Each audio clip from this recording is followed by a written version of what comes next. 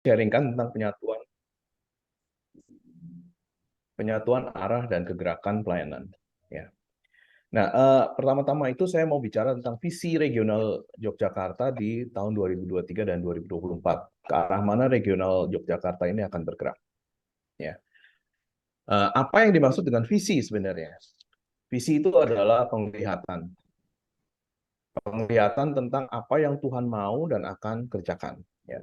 Visi itu diberikan pada Tuhan untuk memberi arah dalam kegerakan atau kebangunan yang Tuhan mau kerjakan. Amsal 29 ayat 18 itu ayat yang terkenal sekali ya. Tanpa wahyu menjadi liarlah rakyat. Tapi kata wahyu ini adalah vision. Without vision, kalau dalam terjemahan yang lebih tepat, bukan cuma menjadi liar, tapi people perish.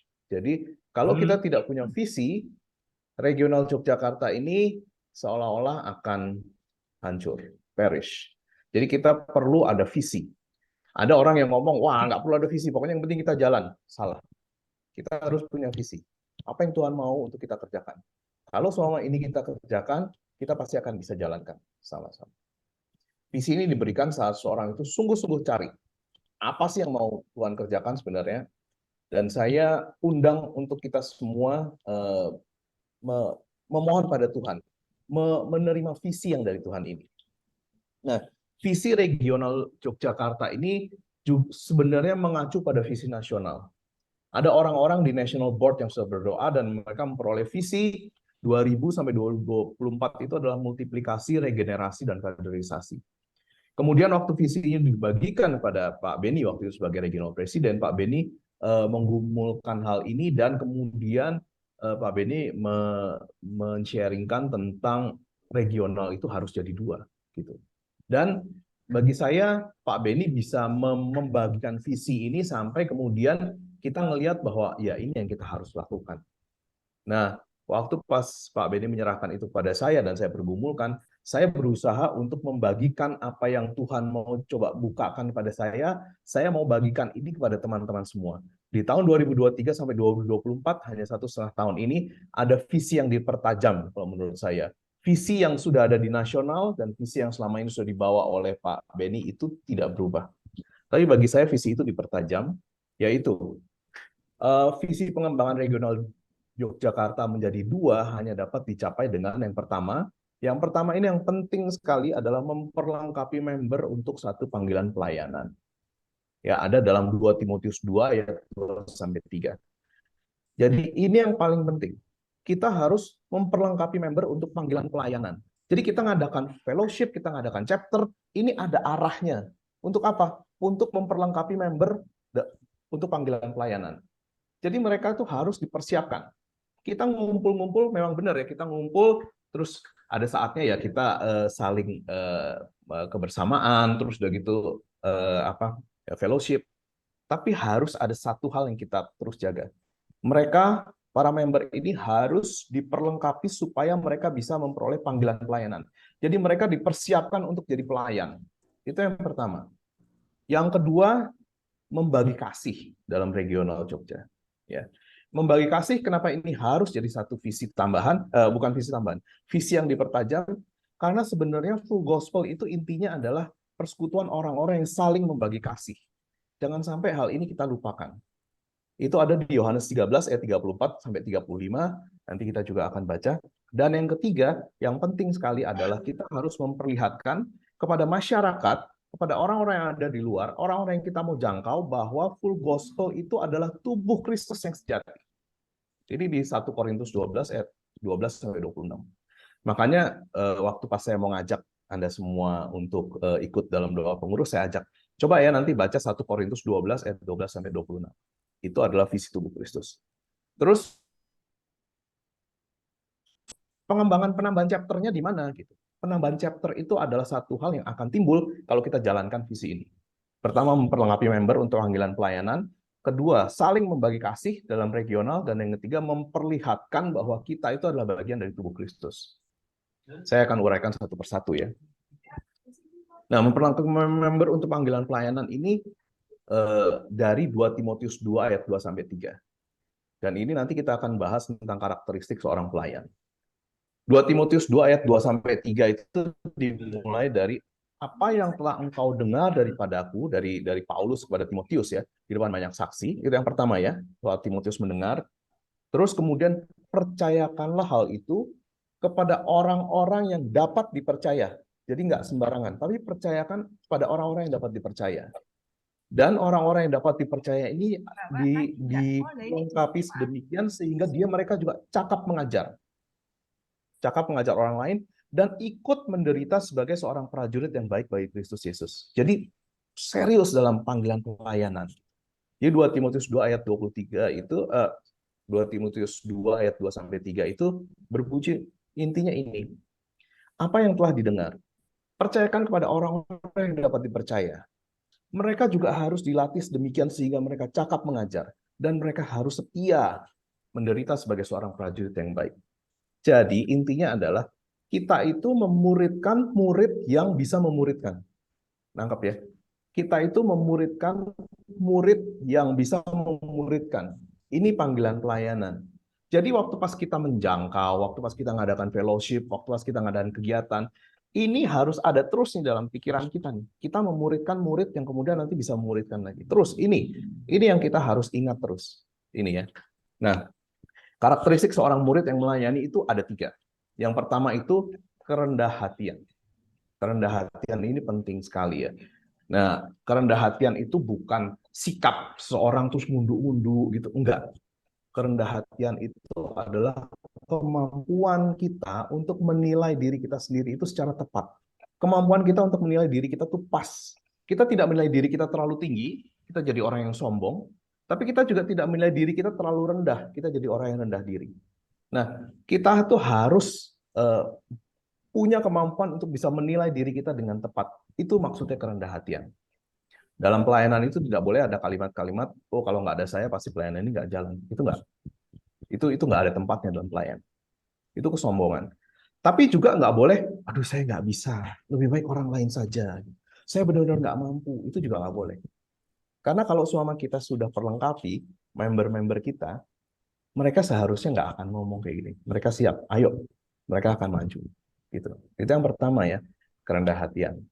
Yang kedua adalah penuh kasih.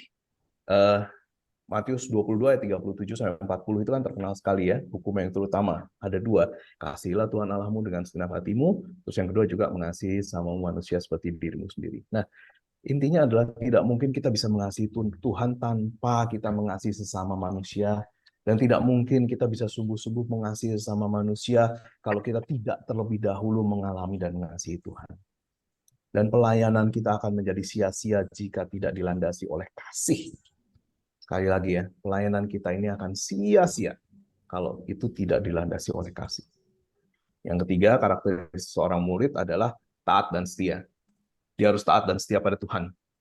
Dia harus taat dan setia pada panggilan pelayanan. Dia harus taat dan setia pada tempat dia melayani. Dan dia harus taat dan setia pada otoritas tempat dia melayani. Ini bukan bicara tentang full gospel. Ini juga bicara tentang gereja. Jadi kalau selama ada orang yang di member di satu gereja terus pindah-pindah, dikit-dikit komplain tentang gerejanya, dikit, saya kok agak meragukan bahwa dia itu punya karakteristik seorang murid. Karena seorang murid itu dia akan berdoa dan Tuhan tempatkan dia di situ, dan pada saat Tuhan tempatkan dia di situ, dia harus taat dan setia pada tempat dia bertumbuh, pada tempat dia melayani, pada tempat dia ada di situ, dan dia harus tunduk pada otoritas tempat dia melayani. Ya. Jadi ada 3 ya karakteristik seorang murid. Pertama kerendah hatian, kedua penuh kasih, dan ketiga taat dan setia. Ini bagian pertama tentang pemuridan ini. Nah, bagaimana cara kita untuk bisa memiliki karakteristik seorang murid? Yang pertama adalah jelas kita harus punya hubungan yang erat dengan Tuhan. Hubungan yang erat dengan Tuhan itu artinya kita memiliki waktu khusus untuk membaca firman Tuhan. Kita punya waktu khusus untuk berdoa. Kita punya waktu khusus untuk setia beribadah. Jangan bilang bahwa kita itu murid Tuhan kalau selama kita tidak meluangkan waktu secara khusus untuk mendengar firman Tuhan itu apa. Atau berdoa secara khusus pada Tuhan. Tuhan, apa yang Tuhan mau? Untuk saya, untuk keluarga saya, untuk pekerjaan saya, untuk pelayanan saya, itu harus didoakan. Dan yang ketiga, mungkin kita benar-benar jadi seorang murid yang setia kalau kita nggak setia beribadah. Ini ya, kita harus memiliki hubungan yang erat dengan Tuhan. Tapi yang kedua, kita juga harus memiliki hati yang bukan hati yang mengasihi, tetapi hati yang ingin terus mengasihi. Karena kasih itu nggak ada endingnya. Gitu. Saya mengasihi kamu, kalau semua saya sudah melakukan ini, artinya saya sudah mengasihi kamu. Enggak. Kasih itu akan terus berlanjut, semakin lama semakin dalam, semakin lama semakin dalam. Jadi, kita punya kepedulian dengan sesama, dan kita memiliki kepekaan akan kebutuhan sesama. Terus kita rela berdoa bagi kebutuhan sesama. Itu artinya kita memiliki hati yang ingin terus mengasihi. Ya, ini bagian pertama tadi. Ya, sekarang yang bagian kedua tentang membagi kasih dalam regional Jogja. Apa maknanya dan bentuk membagi kasih yang sungguhnya itu apa? Membagi kasih itu bagi saya adalah mengasihi Tuhan, mengasihi sesama, dan mengasihi rekan sepelayanan. Itu membagi kasih kita. Dalam full gospel ya, kalau suama dalam masyarakat itu beda lagi. Tapi kalau kita berbicara membagi kasih dalam regional Jogja, pertama-tama kita harus mengasihi Tuhan, itu jelas. Kita taat sama Tuhan, kita berusaha dekat sama Tuhan, kita berusaha mengerjakan perintah dan turut dalam karya Tuhan, itu mengasihi Tuhan. Yang kedua, kita mengasihi sesama. Kita memberikan kesaksian pada orang-orang di sekitar kita, kepada marketplace, tentang karya keselamatan Allah melalui Yesus itu apa. Ini kan sebenarnya full gospel regional Jogja ini. Kita membagikan karya keselamatan Tuhan.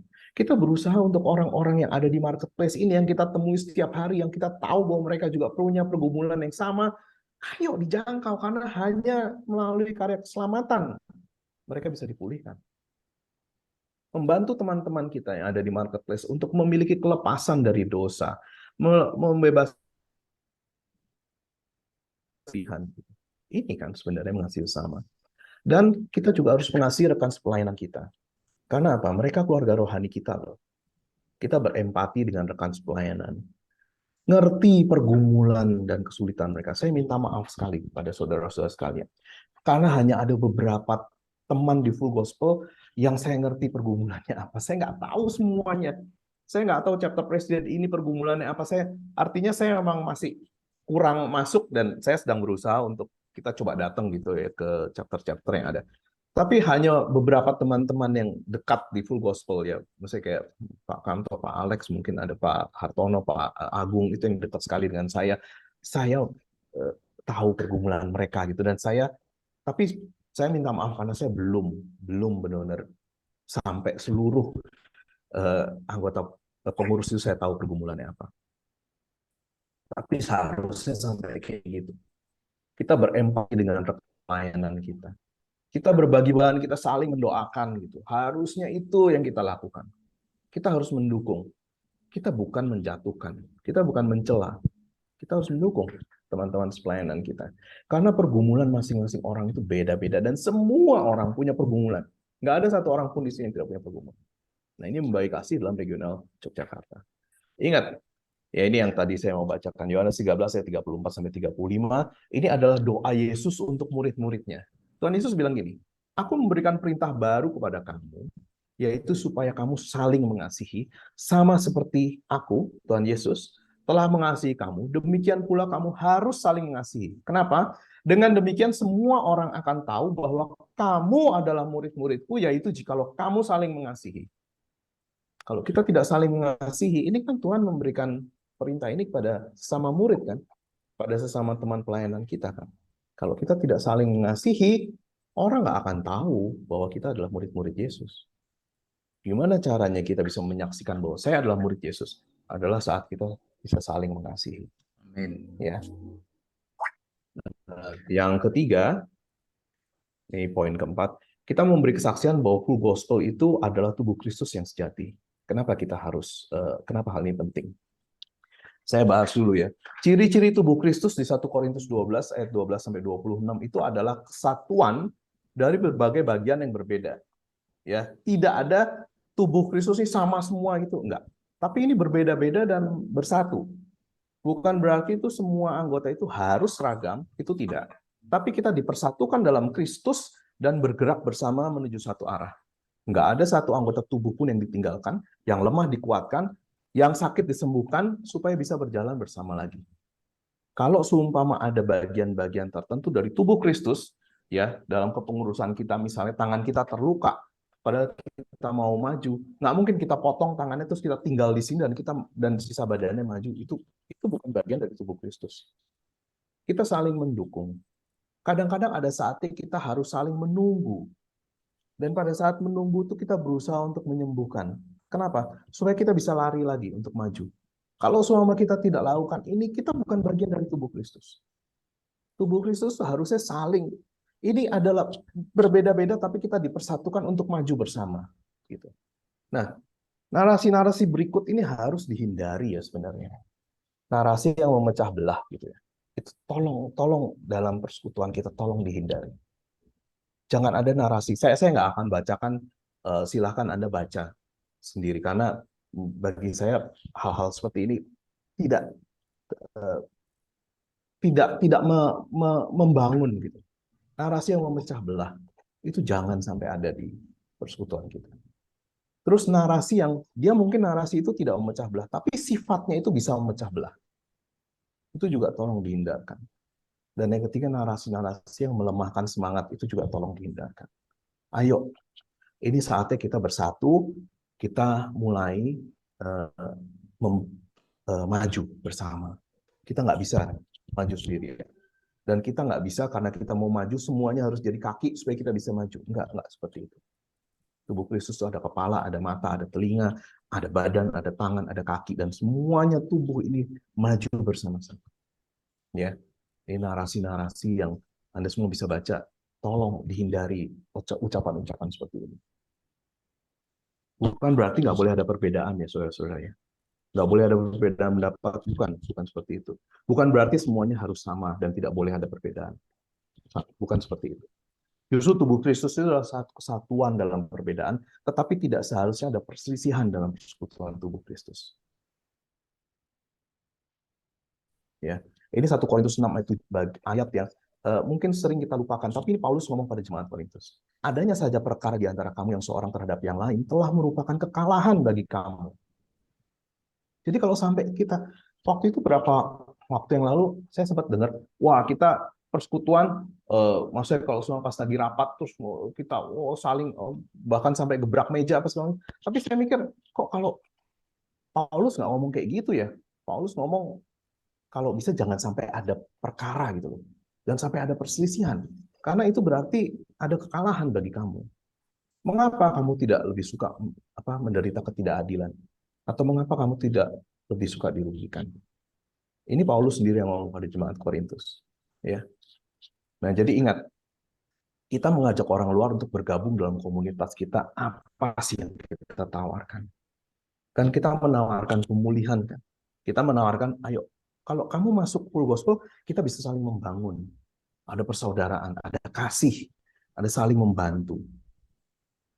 Kita bukan menawarkan mereka gabung terus kemudian mereka lihat ada perpecahan, ada keributan atau ada penghinaan atau saling bukan itu kan. Tapi kan kita menawarkan ayo kesatuan, ayo kita saling mendukung gitu. Nah, artinya kita sebagai pengurus kita harus mulai memberi teladan, kasih, ya ada perhatian, persatuan, saling membangun sehingga orang-orang lain itu tertarik untuk masuk dalam persekutuan kita. Ini yang saya bilang tadi. Kenapa seolah-olah chapter yang diperbanyak itu bukan jadi bagian. Kalau kita sudah melakukan yang tadi, yang 3 poin itu, kasih, terus mereka dilibatkan dalam panggilan pelayanan, ini nyusul kok. Orang-orang tuh pasti akan tertarik kok. Lihat ada satu komunitas yang penuh dengan kasih, yang saling membangun, saling mendukung gitu. Yang waktu itu digembar-gemborkan sama Pak Hartono, a brother's keeper. Itu bagus sekali loh. Seorang kamu saudaraku, aku akan jagain kamu. Itu hal-hal itu yang kita perlu bangkitkan lagi. Jangan merasa bertanya pada teman kita, kamu mau didoain apa? Oh, jangan ngerasa capek gitu loh. Dan yang waktu pas ditanya kayak gitu juga jangan merasa malu untuk ngomong, saya perlu didoakan untuk hal ini.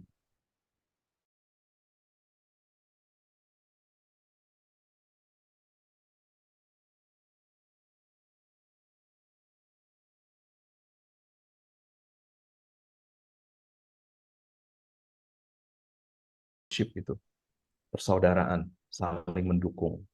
Ya, nah ini jadi saya mau coba simpulkan. Kesimpulannya pengembangan jadi 2 regional itu adalah hal yang mutlak harus kita kerjakan di akhir masa jabatan kita nanti. Ini mutlak. Karena regional kita udah terlalu gemuk. Kita geraknya jadi agak lamban gitu.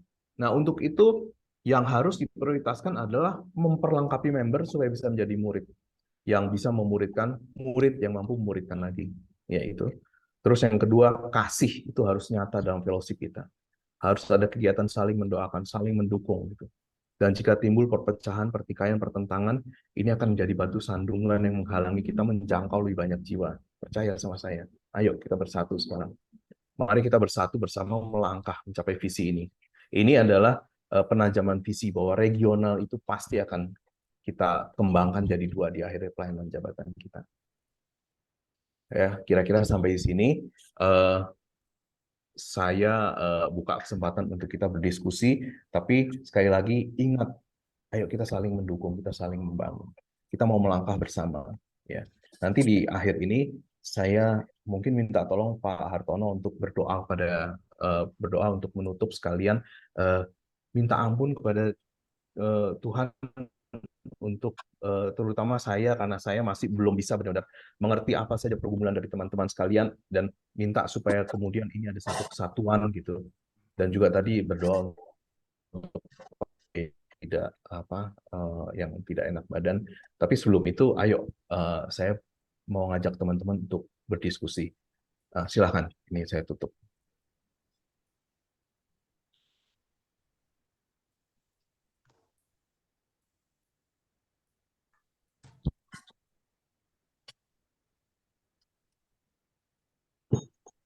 Halo Pak Susanto.